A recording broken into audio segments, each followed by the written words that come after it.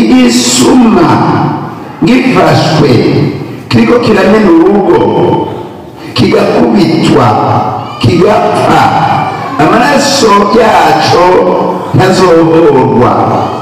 Ijambo rirakomeye, amaraso yacu ntazohorwa. Nihaba ari ku murango amaraso yacu azohorwa. Igisuma kizotegerezwa gutanga indishi, ataco gifise naho kizogurishwa kubera ico civye. Igisuma iyo gifashwe kizokwishura inshuro ndwi gitange itunga ryose yo mu nzu yaco. Raba Imigani 6:3. Dutegere rero ko kwiba atari igicumuro gusa, ariko ari icaha kiba gikorewe umuntu canke umuryango, kandi nyene kugikora ategerezwa kwishura. Uwahora ari gisuma nahebe kwiba ngo akoreshe amaboko yiwe. Murazi ko Abarundi tuvuga mu gisuma n'igifashwe, siko none? Ariko sivyo. Itunga rusangi ritakoreshejwe neza, ugasanga abantu bakeyi baratunze birenze, abandi nabo bariko baricwa n'inzara. Birashika cane aha muri Afurika yacu no mu Burundi ntibibuze. Birabuza gukora kandi ico cyose giteye ku bintu amategeko agenzi neza ya bose. Haleluya, haleluya. Imbuto n'ijambo ry'Imana, umuvye nawe ni Kristo. Umwemera wese azoramba myaka yose. Haleluya. Kuzina rya Data n'irya Mwana n'irya Mutima Mweranda. Nkuko natanguye ndabibabwira kandi mubizi, uyu munsi turatanguye igihe cy'ubushikiro twitegurira ivuka ry'umukama wacu Yesu Kristo, aje gukiza umuntu, aje gukura mu byara bya shetani umuntu, isi yose iva ikagera.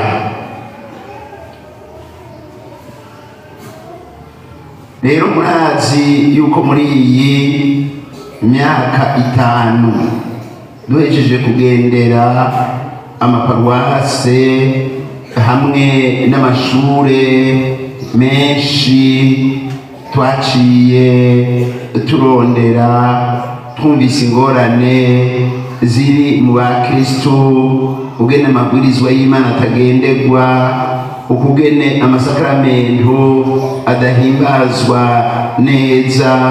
Twaje dufata intumbero yuko twoheza tukagaruka ku mabwirizwa y'Imana ngo adufashe kugenda mu nzira y'umukama wacu Yesu Kristo. Rero nzanywe no kubashikiriza inyigisho y'ubushikiro ibategurira guhimbaza umunsi mukuru cane w'ivuka y'uyo mukiza wacu. Nzobarungikira ahubwo naramaze kurungika n'ibyo muzoheza mukaja murazirikanako. Rero muri ubu bushikiro twashimye ko dushikira kuri iki cibiro nyamukuru kijanye ni bwirizwa ry'indwi n'iry'icumi. Dukunde bene wacu, twubahe kandi twubahirize ibyabo. Tubanze twibukanye yuko ukumenya iciza n'ikibi canke kumenya igicumuro n'ikitari igicumuro atari twebwe abantu tubyishingira, ni Imana yonyene ubwayo ibyitegekaniriza igaheza ikabitumenyesha. Uyu munsi rero turamutse tubibutsa ko ukwiba no kubyifuza ari igicumuro. Ukwiba no kwifuza kwiba ni igicumuro. Ni kimwe mu bibangamiye agateka k'umuntu. Ni ukurenga ibwirizwa ry'Imana. Iyindwi rivuga ngo ntiwibe, n'iry'icumi rivuga ngo ntiwifuze kwiba. Iyi nyigisho y'uno munsi ikaba mbere cyo gusozera igice ca mbere c'integuro y'ubutumwa bw'imyaka 5 twishinze kuzozirikana kuri rya jambo ry'umutwe rivuga ngo twijukire kuronka ubuzima bw'Imana mu masakramentu buheze budufashe kugendera amabwirizwa y'Imana. Gisubiremo: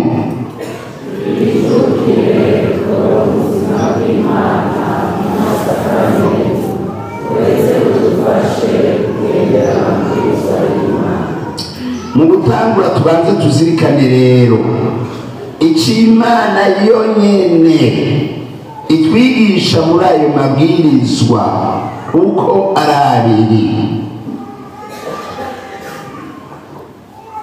Muri Bibiliya nyeranda no mu nyigisho z'Ekleziya, Imana itwigisha iki ku ibwirizwa ry'indwi n'iry'icumi? Mu gitabo cya bene Levi, Imana yarahaye igihugu cayo intumbero y'ubuzima, aho yabashikiriza amabwirizwa yayo iciye ku musazi wayo Musa. Iranababwira ko niyo bagendera ayo mabwirizwa bazoronka ubuzima.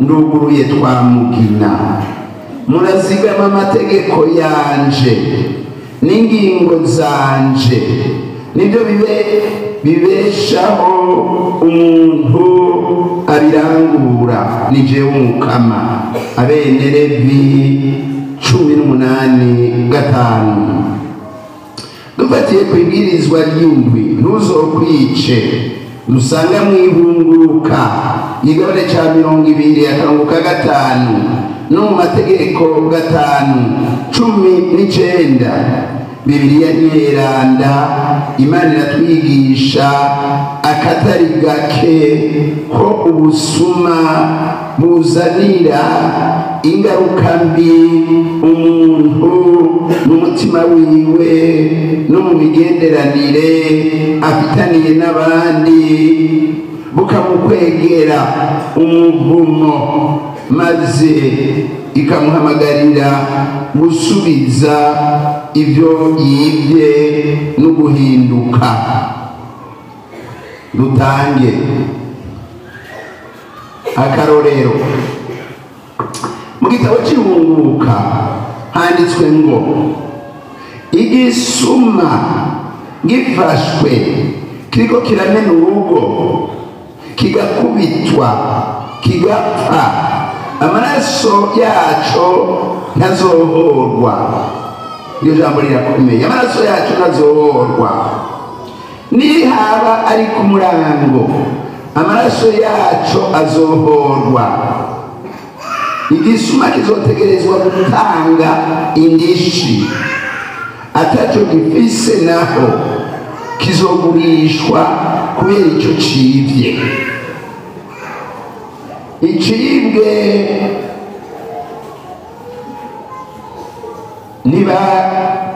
ntibagifatana mu minwe kikiri kizima, yaba imfizi, indogobwe, intama canke impene, kizotanga indishi inshuro kabiri. Ni ukuvuga wibye impene uzoca utanga zibiri. Umuntu niyonesha umurima canke imizabibu akaragira ibitungwa vyiwe mu murima w'uwundi, indisha azotanga ni ivyimburwa vyiza vyiza vyo mu murima wiwe n'imizabibu myiza myiza yo mu murima wiwe w'imizabibu. Ivyo si vya Salvatore, niko nitwa. Tubisanga mu gitabo c'Ibunga igabane ca 22 kuva ku karongo ka mbere gushika ku karongo ka kane. Mu gitabo c'Imigani naho handitswe ngo igisuma iyo gifashwe kizokwishura inshuro ndwi, gitange itunga ryose yo mu nzu yaco. Raba Imigani 6:3. Dutegere rero ko kwiba atari igicumuro gusa, ariko ari icaha kiba gikorewe umuntu canke umuryango, kandi nyene kugikora ategerezwa kwishura. Mu gitabo c'umuhanuzi Zakariya handitswe ngo nuguruye twamugina, ubu n'umuvumo ugiye gukwira ku isi yose, nako kubera wo igisuma cose kizokwirukanwa ngaha, kandi kubera wo urahira nabi wese azokwirukanwa ngaha. Nzowurungika nawo uzokwinjira mu nzu y'igisuma no mu nzu y'urahira ibinyoma ku izina ryanje. Uzorara mu nzu yiwe, uzorara mu nzu yiwe ntunga, wirigite n'ibiti vyayo n'amabuye yayo. Niryazwe n'Umukama Nyiringabo. Zakariya 5:3-4. Harabiba bitwaza ko barondera gusa mu buzima bwabo, yamara umuhanuzi Zakariya avuga ko ukwiba ari ukwikwegera akarambaraye n'ukwiha iteribi mu muryango no mu kibano. Aha ndabona ko ari abana batari bake bahava bibaza ngo tuvuga abakuze nibo biba gusa. Niyo mwiba mu nkono y'abavyeyi India bazobakubita. Abari amahano ko mugomba gucura abandi bana, mwabyumvisega mwaba aho abana mw'ishure niyo barabira ku bandi bagatirisha barakubitwa, hari n'abirukanwa. Nuko umutumwa Pawulo mweranda wewe avuga ibisuma biri mu bazotorana ubuzima bw'Imana ati, cyangwa nimuzi ko abatari intungane batazotorana ubwami bw'Imana. Ntimuzimire rero.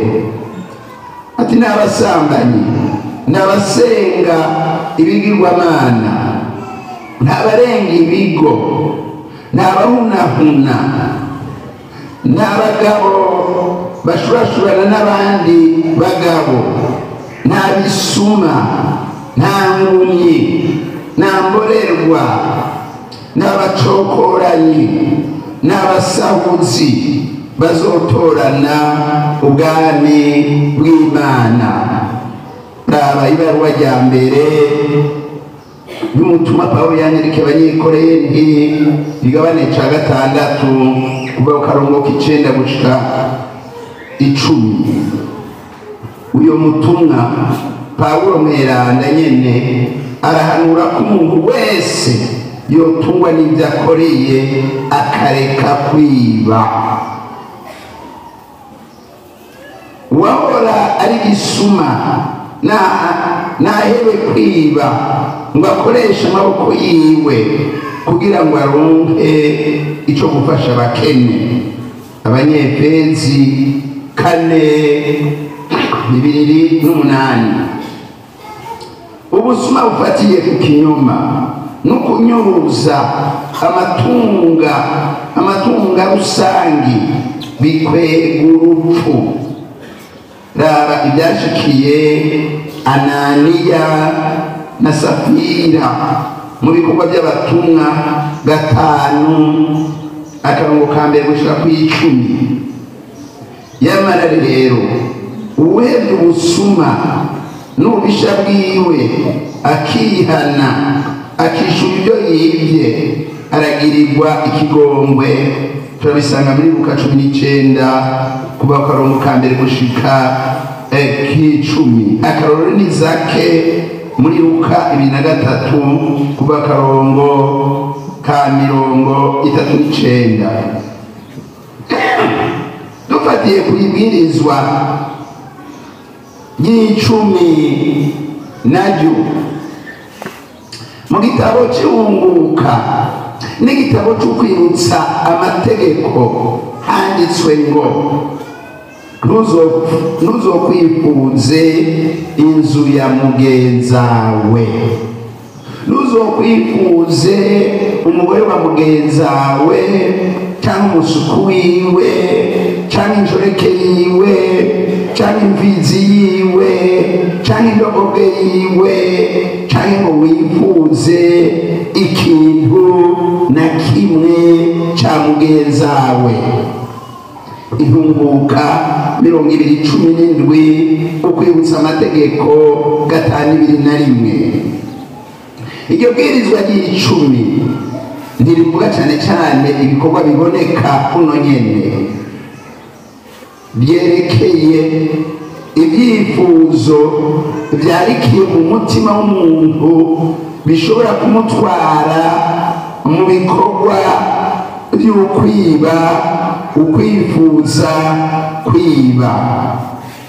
Iryo bwirizwa rivuga ko Imana itanga ubusuma bugiye habona gusa, iratubuza no kwifuza kwiba kuko bidukwegera mu gicumuro. Tegera neza, iryo bwirizwa rivuga ko Imana itanga ubusuma bugiye habona gusa. Murazi ko Abarundi tuvuga mu gisuma n'igifashwe, siko none? Ariko sibyo, iratubuza no kwifuza kwiba bidukwegera mu gicumuro. Uburorero bukeye muri bwinshi. Ibyifuzo bibi byaheva nibyo byakwegeye isi igicumuro c'inyanduruko. Raba Mamuko 3 bakarongo ka mbere. Ukwifuza ibya mugenzawe bishikana kwiba bikazanira igihugu umuvumo. Turabisanga muri Yozuwe igabane c'indwi akarongo ka 20. Ibyashikiye Hakani mwene Karumi biri muri iyo ntumbero ko biza n'umuvumo. Ukwifuza inzu ya mugenzawe byatumye Dawudi yifuza muka Uriya gushika naho yica umugabo wiwe. Turabisanga mu gitabo cya kabiri cya Samueli. Imana irabuza kwiba kuko bishikana ku karenganyo n'agacinizo. Iby'Imana rero ntibyihanganira. Turabisanga mu gitabo cya Amosi igabane c'8 kuva ku karongo ka 4, hanyuma no mu gitabo c'umuhanuzi Mishe igabane ca 2 kuva ku karongo ka 2. Ibyifuzo bibi vyarikira mu mutima w'umuntu nibyo bimukwegera mu kabi. Nako imbere mu mutima w'abantu niho havamo ibyiyumviro bibi, ubuhumbu, ubusuma, ubwicanye, ubusambanyi, ubunibune, ububisha, ubuhemu. Ibyo bintu bibi byose biva imbere mu muntu nibyo biheza bigahumanya umuntu, nk'uko tubisanga muri Mariko igabane c'7 kuva ku karongo ka 21. Umutumwa Pawulo mweranda agereranya ukwifuza iby'isi no gusenga ibigirwamana. Turabisanga mu Banyefesi 5 kuva ku karongo ka 3. Ibyifuzo bibi bibyara intambara, igikenye no gucanamo. Ibyo nabyo bikabyara urupfu. Nico gituma umutumwa Yakobo avuga ati muri mwebwe intambara n'ibitongano biva hehe? Mbega ntibiva kubibahimbara birwanira mu ngingo zanyu? Murifuza ariko ntimuronke, niho muheza mukica. Yakobo 4 kuva ku karongo ka 1. Nuko rero tubaze dusubiremo rero rwa ruririmbo twijukire ririmba.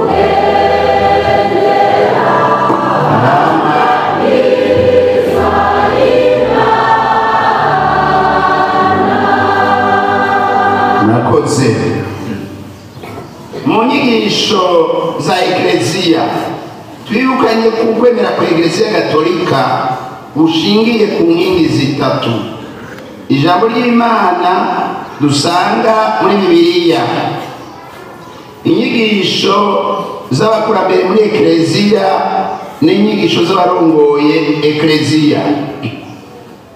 Duhereye kuzirikana ico ijambo ry'Imana ritwigisha kwibwirizwa ry'indwi n'iry'icumi. Ubu naho tuzirikana icyo abakurambere muri Ekleziya n'abarirongoye bigisha kuri ayo mabwirizwa. Abakurambere ba Ekleziya batwigisha ko kwiba ari igicumuro kigoye, giteye kubiri n'ubutungane n'urukundo, kandi ko umuntu ategerezwa kubaha iby'abandi akitwararika ubutungane no gufasha bene wabo. Agusitino Mweranda atwigisha ko ukwiba ari uburyo bwo kwikunda burengeje biteye kubiri n'icyo amabwirizwa atwigisha, no guca kubiri n'icyo Imana ishaka mu migenderanire y'abantu. Yohani Chrysostome Mweranda avuga ko kwanka gufasha umworo ataho bitaniye no kumwiba ibyo afitiye uburenganzira. Agira ati ubusuma si ugutwara iby'umuntu gusa, ni no kudasangira n'abandi umusesekara ufise. Bazire Mukuru Mweranda nawe atubwira ko ugusangira n'abandi hari itegeko ry'ubutungane, akavuga ati imfungurwa ubika n'iz'ubushonje, impuzu ugumiza mu isanduku yawe n'iz'utagira ico yambara.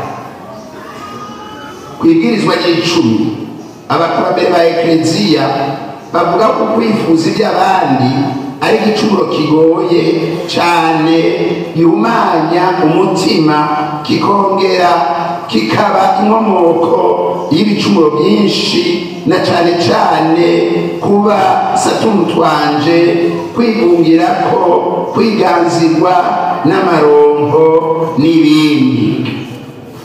Yohani Chrysostome agira ati ukwifuza niwo muzi w'ubundi bubi bwose.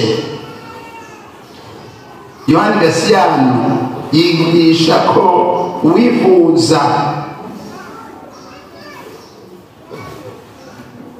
kubyagwa n'ukwihambirira ku by'isi atamahoro azoheza akaronka. Inyigisho z'abarongoye ekleziya n'abarongoye ekleziya batwigisha ko ibwirizwa agirwa n'injiri 10 adutegereza kubaha iteka ry'umuntu, gusonera no kubahiriza iby'abandi, gutunganiriza umuntu no kubungabunga itunga rusangi. Inama nkuru yabereye i Vatikani ubugira kabiri mu nyigisho yayo yita ekleziya mu bihe bya none, itwigisha ko iterambere iryo ari ryo ryose ritegerezwa gushyira imbere ineza y'umuntu, kumwubaha no kubahiriza ibyiwe. Mu kanomero ka 26 ibyo nta n'umwe yobyirengagiza, yaba imigambwe, abanyepolitike, abanyamakuru n'abandi. Turabisanga muri ico gitabo nyene akanomero ka 73, 75 hamwe na 60. Ikatikisimu ya Ekleziya Gatolika itwigisha ko ibwirizwa ry'indwi ritubuza gutwara canke kwihagira iby'abandi mu buryo ubwo ari bwo bwose, rikatubwiriza kandi gukoresha itunga rusange ku neza ya bose. Erega ubworo mu bihugu burashobora guterwa akatari gake nuko itunga rusange ritakoreshejwe neza, ugasanga abantu bakeyi baratunze birenze, abandi nabo bariko baricwa n'inzara. Ibyo birashika cyane aha muri Afurika yacu no mu Burundi ntibibuze. Birabuza gukora kandi icyo cyose giteye ku n'amategeko agenzi neza ya bose, ukuja mu by'amagendu, kuduza ibiciro ku buryo burengeye urugero, wikitse mukiza kubera ukwihebura kw'abanyagihugu, guhemba agashahara k'intica ntikize. Ibyo byose ubikoze ategerezwa kubyishura. Turabisanga mu nyigisho ya Ekleziya mu kanomero k'ibihumbi 2409 gushika kuri 12. Papa Yohani Pawulo wa kabiri mweranda yitegereje ibiba mu bihe bya none, mu nyigisho ziwe avuga ko ubusuma bukorwa n'abantu bishimikije inzego bahagarariye nk'indinganizo mbi mu by'ubutunzi, igiturire n'ubutwazi gikenye, ugusambura n'ukonona ibidukikije, arakaranga gakongataza umutima wabo ntibabe bakibonamo igicumuro gihumanya umutima n'ubuntu. Kubwiwe ako karanda kibonekeza mu ndinganizo y'imibano y'abantu, y'ubutunzi na politike, kagahereza kwirandagata ry'igicumuro n'ukwitandukanya n'Imana. Uwo mweranda avuga ko umuti wabyo ari uguhinduka kwa buri muntu nk'uko Zake yahindutse, ukwitwararika ineza y'abantu no guteza imbere itunga rusangi. Nta wundi muti atari uguhinduka, kuko mu buzima bw'abantu haraboneka ingeso mbi n'ingendo mbi nyinshi zigaragaza ko ukwiba n'ukudasonera iby'abandi bigwiriye. Mwaraba n'aha mu Rumonge muti none ibiriho bigaragaza ko ibwirizwa ry'ibwirizwa ry'icumi atubahirizwa n'ibihe. Mu mico y'ikirundi hariho imvugo n'imigani imwe igaragaza ko hariho abafata ko ubutwari iby'abandi boba ari ubuhizi, nk'ukwiba ibitungwa, kunyaga itongo, kwigarurira abakenyezi. Ababigize bakabyigamba bihaya, bavuga ngo umugabo n'uburya utwiwe n'utw'abandi. Ku Mana si uko biri. Nuko ubutabeshe nasumira umwana, ntawe utunga atibye. Indahiro mbi ntigwaza mu nda, igisuma ntigifashwe, igihugu ntikiribwa ivu n'ibindi. Munasikia mwewote mwumva ibyo bintu bitagoye cyane rwose. Iyo mvugo aho tugeze ubu, ukwiba n'ukudasonera iby'abandi byabaye nk'indwara y'ikiza iguma irandagata ikandukira benshi, bene ubuhinga bwo kubikora bukaguma bwiyongera kandi bugakorerwa mu mayira menshi. Harabiba icese mu mazu, mu ndimo, hariyo n'abibi bihaya, hariho n'abaterura amasafuriya ku ziko atetse, harabambura ingenzi, abatwara inkoko z'abandi, hari abagabo cyangwa abagore bonona amatungo y'ingo zabo bakayahereza mu bitaja ntibize, ngo mu bunywero, mu bintazi, mu kurenza urugero, mu kwishariza. Hari abana biba ababyeyi babo mu kubabesha canke mu kwiha mu bushinguro bwabo na bimwe nababwira by'abashobora kugenda kwiha imfungurwa batazironse batazihawe.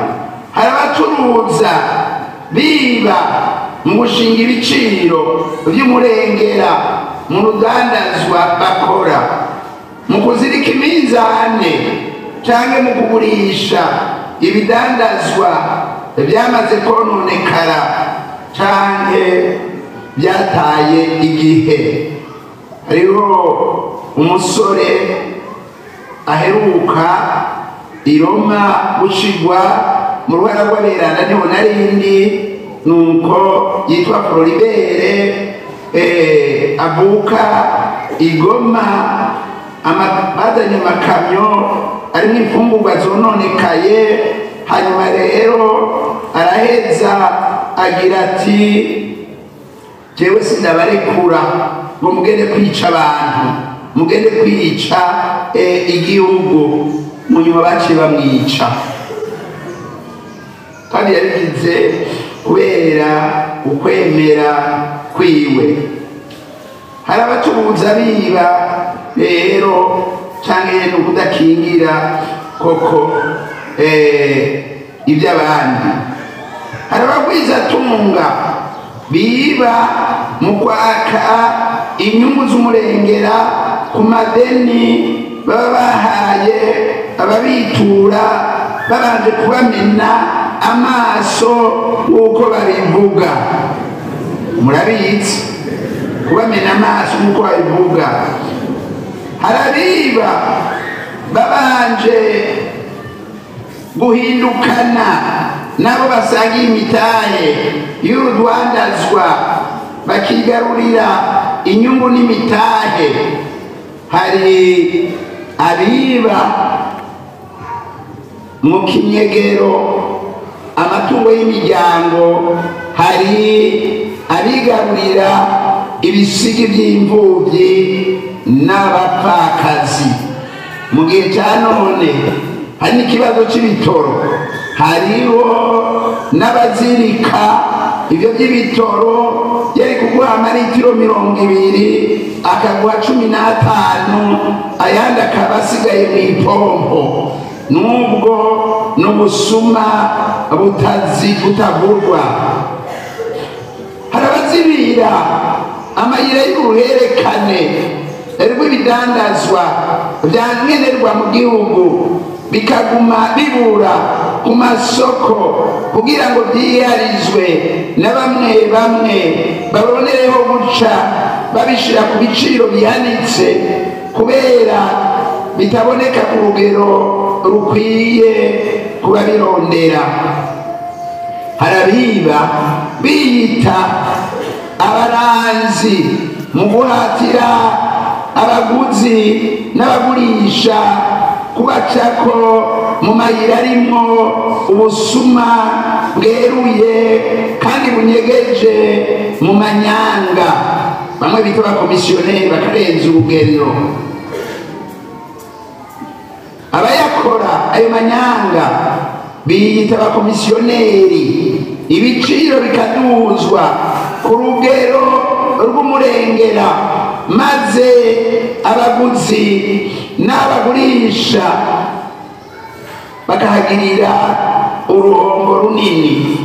Ibyo bikorwa cyane cyane mu kugura canke mu gukota amatongo, amaparsera y'ukubamwo, amazu, amamodokari, inka n'ibindi. Mubimenye muri abakristo yuko atari byo na gatoyi. Hari abiba bakoresheje akarimi, amayeri n'amanyanga, abiba bakoresheje inzandiko z'amagendo canke izo babanje gusibanganya, abibisha uruhendo rucishwa ku mirongo y'amatelefone. Hari abiba ibikoresho byo mu kazi, abizigiwe mu kazi ka minsi yose bakigarurira amatungo cyangwa bagasesagura ibyo baragijwe mu bigega by'igihugu cyangwa amashirahamwe amashengero cyangwa naho bakabifata nabi. Nyiricyubahiro umukuru w'igihugu yamarika arasemerera muri iyo ntumbero y'uko abantu bohinduka badahindutse bazoheza bagahanwa.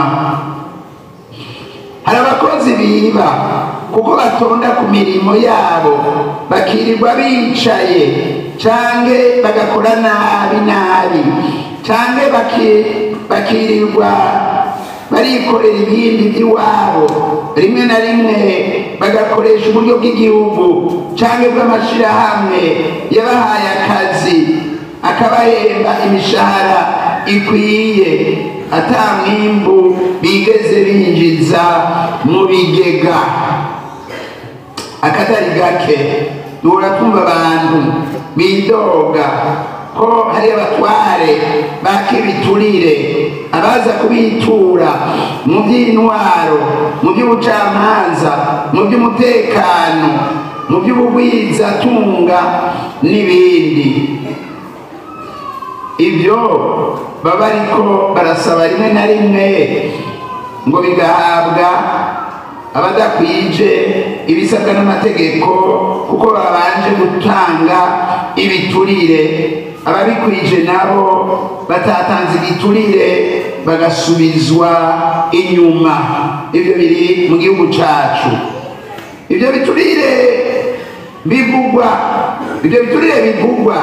birageramiye cyane imibano n'ubuzima bw'igihugu, bituma hashyirwa imbere abatabanje kwerekana ubushobozi bwo gushingwa amabanga binigira menshi, injabwenge n'ingerebutsi zigakumirwa ntizironka akaryo ko gushira ahabona ingabirano z'agakura zifise. Igiturire kirayoberanya ibyo gutanga akazi, ugushingwa amabanga makuru ugahabwa uburusho n'ubushimwe, ukudugirizwa amapete mu kazi, ukurungikwa mu mamisiyo mu gihugu hagati canke mu mahanga n'ibindi ngivyo biravugwa hashirwa imbere abatanze ibiturire canke bakemera yuko bazoheza bagatanga ico giturire.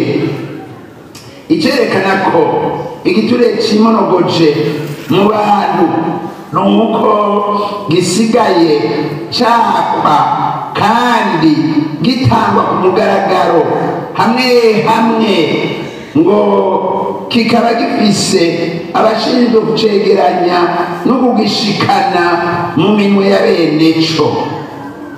Nitworeka kuvuga kandi ko abakoresha abo bajejwe mu bikorwa bene ivyo kuba ari ukubata mu rudubi no kurera nabi umutima wabo, bigatuma bakongatarira mu gicumuro c'ukwiba. Harabiba bitwaje ibibanza bitinyitse n'igihagararo, bakigarurira amatungo rusangi, ay'igihugu, ay'ababanyi canke ay'abantu bafise imbaga nke. Nitwokwibagira kandi ko hariho abafata ingingo zikingira ikaba inyungu z'abafise ububasha bahabwa n'inzego. Hari mbere n'abandi bamaze kubaka impome zo gukingira uruhererekanwe n'urufatangane rw'ubusuma n'ubunyonyezi rufatanya ibihangange n'imirwi, baheza bagahuriramwo canke bafatanganiramwo.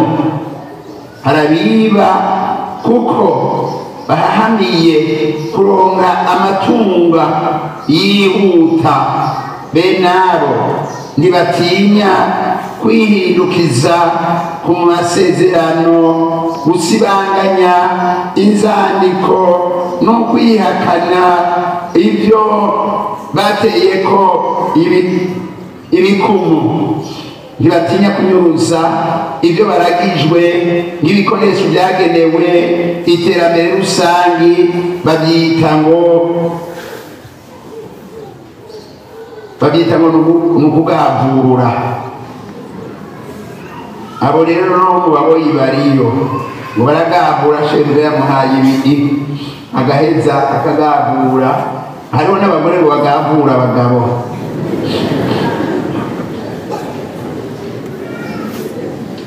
Ntibatinya kuvoma ibitoro mu byuma byo kunguruza abantu n'ibindi, kugurisha ibifungurwa biri mu bigega by'igihugu n'amashirahamwe. Ntibatinya gufata amadeni, baramaze gutegura iyi migambi yo kutazoyishura, kuko hariho abafata amadeni bagaca bagenda i Zambia, mu Buraya n'ahandi, ugasanga urazerazera. Ibanki ikamburwa cyangwa za kopeke zikamburwa. Ndabivuga ndabizi kuko no mwishirahamwe ryacu Ishaka Microfinance byaramaze gushika. Ibyo byose rero nakaranda gateba kagashika aho abo bantu babona ko ari bisanzwe, bagakongataza umutima wabo, ntibabe bakibonamo igicumuro gihumanya umutima n'umuntu. Byongeye biteye kubiri n'ico Imana ishaka. Hariho abariko bararuha ntaraheza. Nimuhaguruke mwese dusubire turirimbe rwa ruririmbo mwese.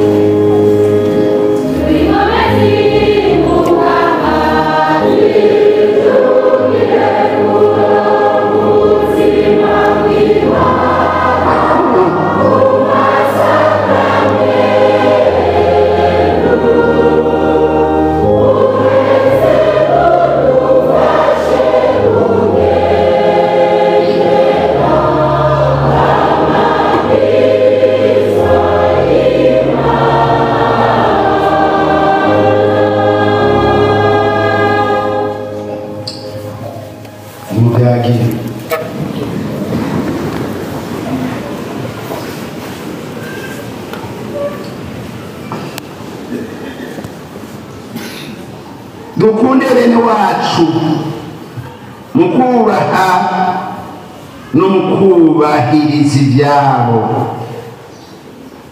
Ubu nabo bavukanye mufashanye kuzirikana icyo twokora kugira ngo twubahe kandi twubahirize ibya bene wacu, mu kwirinda ubusuma bwose n'impengamiro zabwo. Tumvise ko ugukunda bene wacu mu kubaha ibyabo no kubyubahiriza ari bwirizwa ry'Imana n'itegeko ry'Imana. Ubyubaha abari mu nzira yo kunywana no kuzura n'Imana n'abantu. Nta n'umwe rero arekuriwe kugarariza ibwirizwa ry'Imana, kuko urirenze aba yikuyeko, abatosekaje urukundo, ubucuti n'ubumwe afitaniye na bene wabo. Imana mu ijambo ryayo iratubuza kwiba no kwifuza kwiba. Ihunguka 15 iratubwira ko ingwirikizi mbi zitazobura gushikira abihaye ingendo mbi yo kwiba mu buryo ubwo aribwo bwose.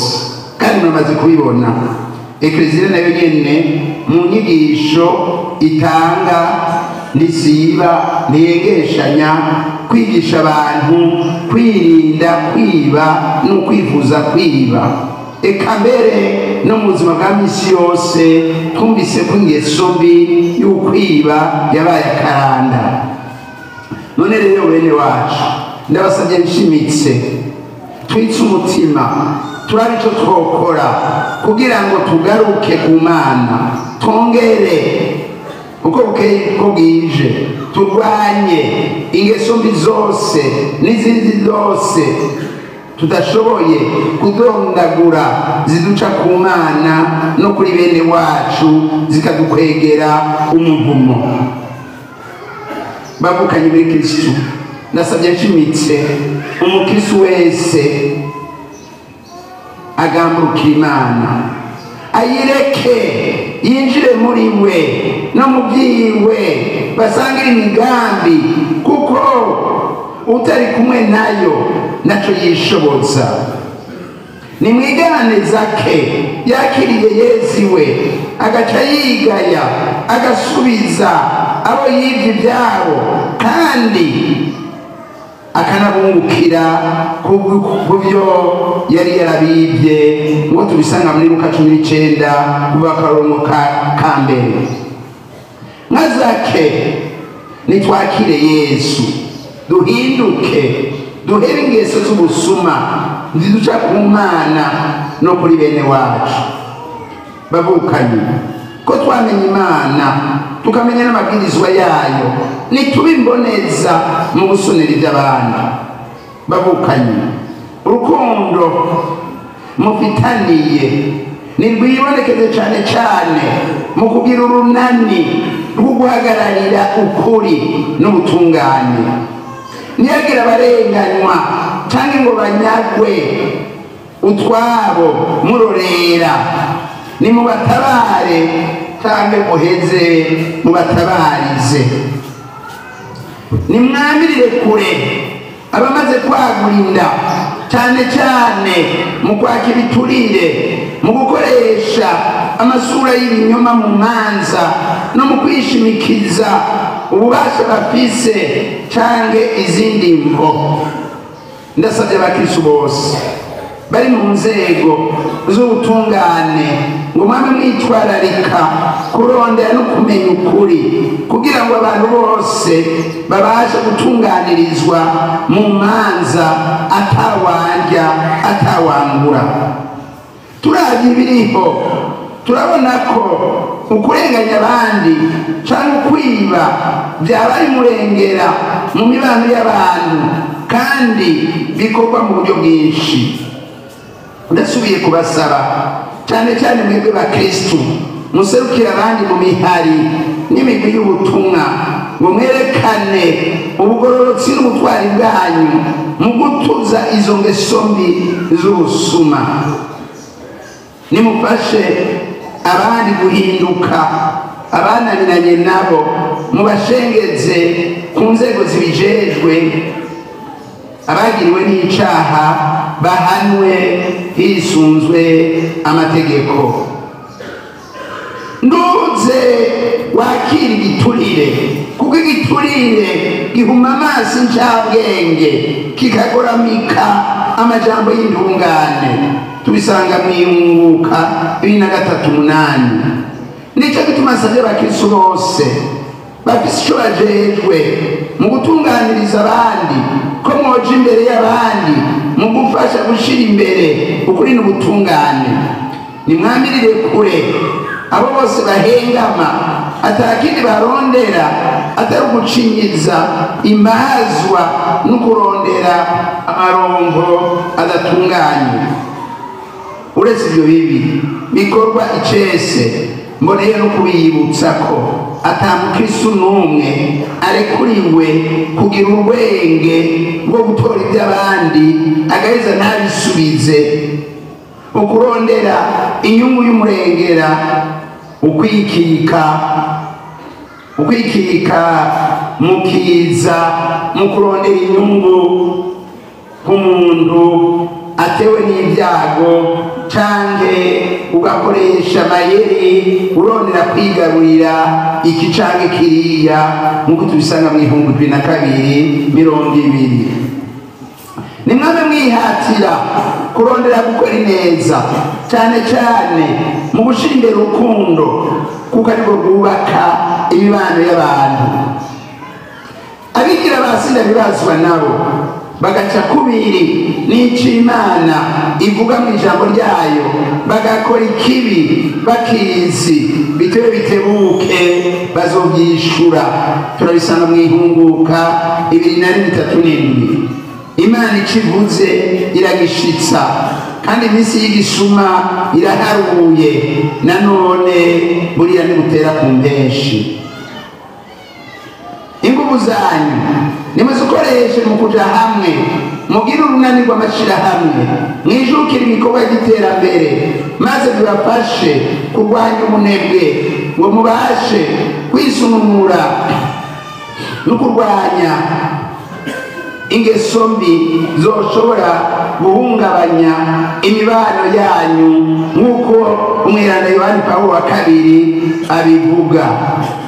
nimubabanure n'ingeso mbi mwemere kugenzwa na Yesu Kristu mumurikiwe n'umuco w'ijambo ry'Imana ritazimiza nk'uko umweranda Yohani Pawulo wa 2 abivuga.